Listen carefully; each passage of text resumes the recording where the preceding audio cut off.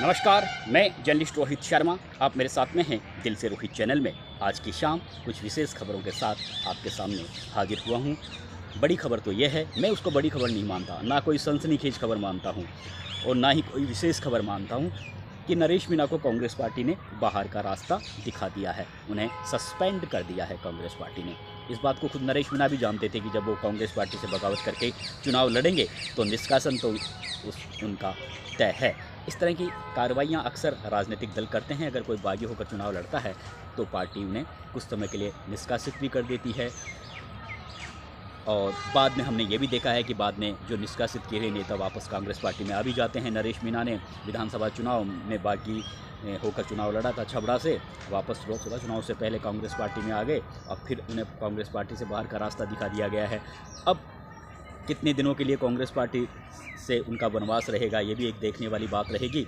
लेकिन लोगों का कहना है कि अगर जिस तरह से वहाँ पर त्रिकोणीय मुकाबला बना हुआ है और नरेश मीणा अगर वहाँ से चुनाव जीत जाते हैं तो क्या फिर से उनके कांग्रेस पार्टी में रास्ते आसान हो जाएंगे, ये भी एक देखने वाली बात होगी।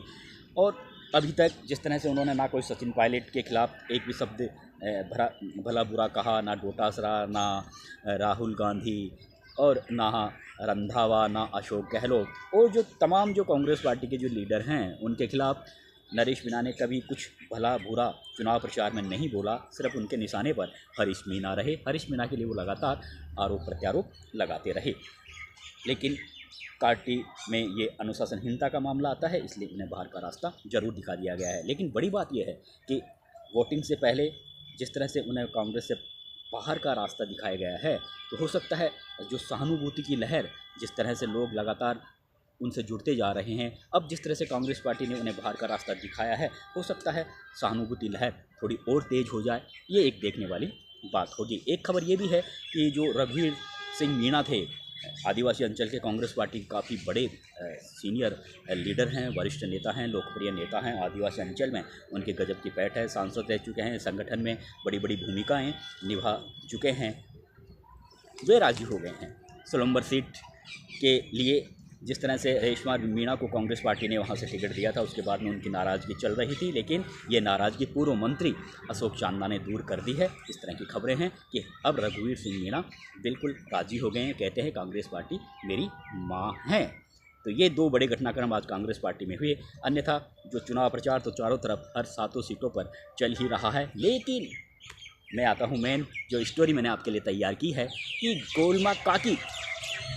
गोलमा काकी का जो जोश है, जो उनमें हिम्मत है, वो कहीं ना कहीं डॉक्टर किरोड़लाल मीणा से भी बैकफुट पर कर दिया है। उन्होंने अपने पति डॉक्टर किरोड़लाल मीणा को, बीमार हैं, हॉस्पिटल में एडमिट हैं, लेकिन पिछले 2 दिनों से जिस तरह से वो अपने देवर जगमोहन मीणा के लिए दौसा विधानसभा क्षेत्र में जगह जगह जाकर चुनाव प्रचार कर रही हैं, खासतौर से महिलाओं के बीच में जा रही हैं, महिलाओं के साथ डांस कर रही हैं। तो ऐसा लगता ही नहीं है कि वो बीमार है, लेकिन चिकित्सकों ने उन्हें हिदायत दी है कि आपको घर से बाहर नहीं निकलना है, आपको रेस्ट करना है, आपको आराम करना है। लेकिन आराम कैसे करे?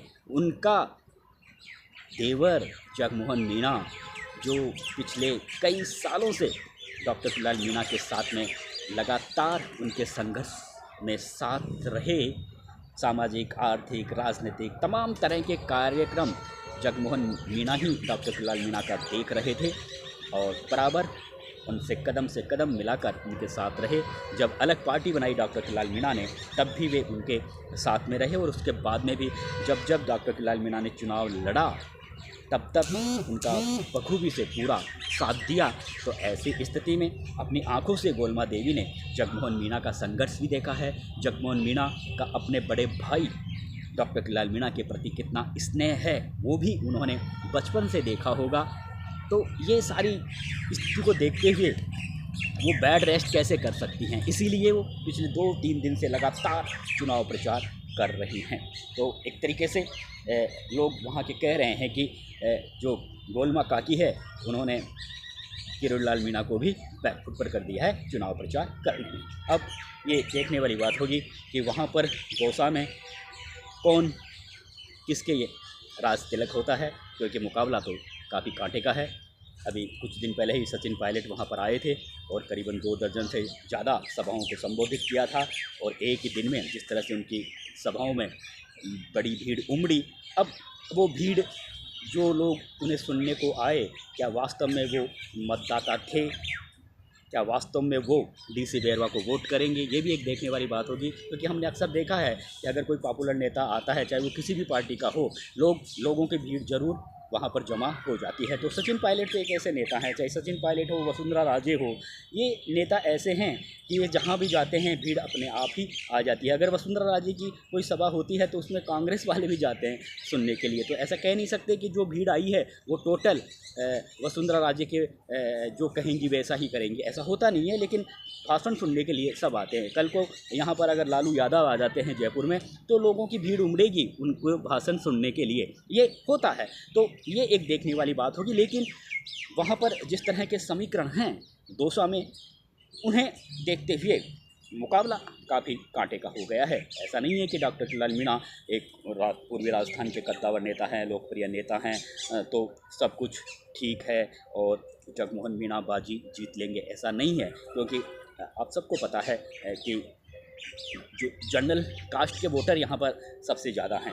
यहाँ पर मीणा समाज से भी अगर जनरल कास्ट के ब्राह्मण, वैश्य, राजपूत, इन वोटरों को अगर हम जोड़ लेते हैं तो करीबन 70,000 के आसपास होते हैं। उसमें हालांकि अगर हम राजपूतों की बात करें तो राजपूत अक्सर बीजेपी को वोट करते हैं, लेकिन पिछले कुछ 1-2 साल से जिस तरह के भारतीय जनता पार्टी के हाईकमान ने जिस तरह के निर्णय लिए, चाहे वो गुजरात वाला मामला हो और जिस तरह की टीका टिप्पणी राजपूत बिरादरी पर की गई या उनके दिवंगत जो वरिष्ठ जो शख्सियत थी उन पर की गई, उसके बाद में जिस तरह से राजपूत समाज में थोड़ी करनी सेना में नाराज़गी रही, वो कहीं ना कहीं लोकसभा चुनावों में भी देखने को मिली। तो लेकिन फिर भी ओवरऑल अगर हम देखें तो राजपूत समाज बीजेपी को ज़्यादा वोट करता है। लेकिन ब्राह्मण समाज में वहाँ पर जैसे कहा जा रहा है कि हरियाणा समाज के लोगों में कहीं ना कहीं डॉक्टर किलाल मीणा से कुछ पुराना बैर है।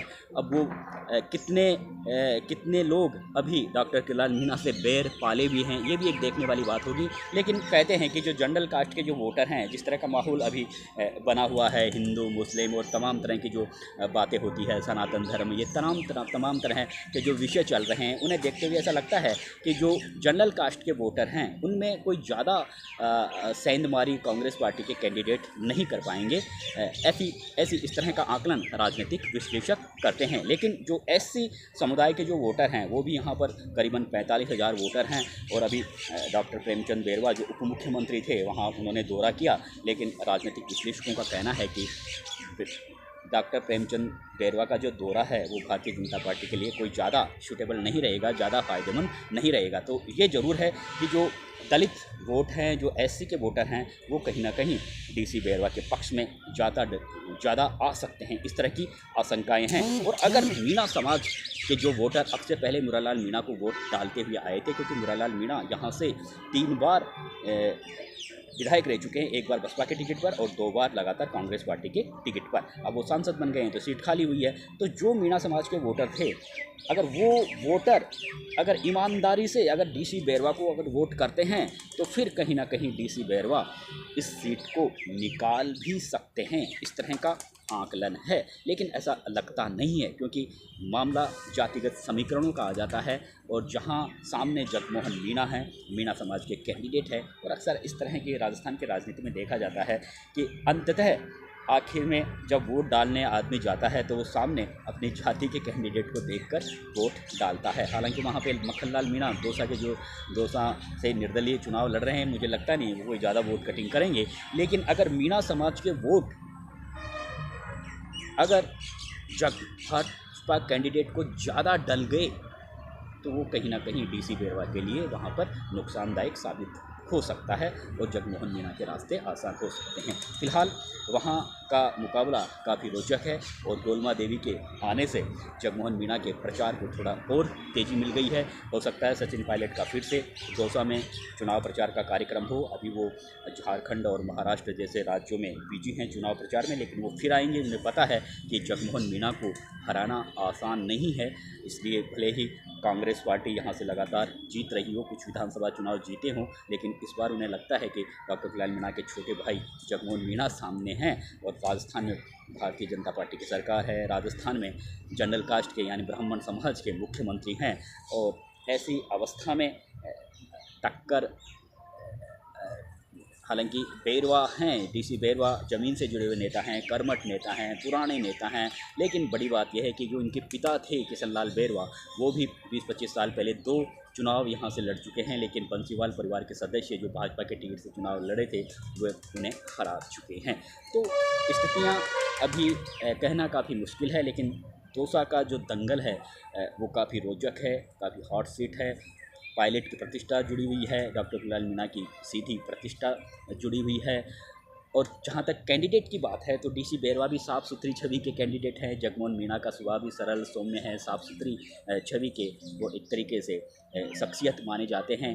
कैंडिडेट दोनों एक जैसे दिख रहे हैं, लेकिन इनके पीछे जो राजनीतिक हस्तियां हैं, जो पीछे जो राजनीतिक ताकत है, वे पूरी तरह से उन पर ये पूरा चुनाव आकर टिक गया है। और इसीलिए कोलमा देवी ने बीमारी को बैकफुट पर करते हुए अपने देवर के लिए उन्होंने चुनाव प्रचार की कमान संभाली हुई है। वो काफ़ी रोचक विषय है, मीडिया वाले भी उनके डांस को खूब दिखा रहे हैं।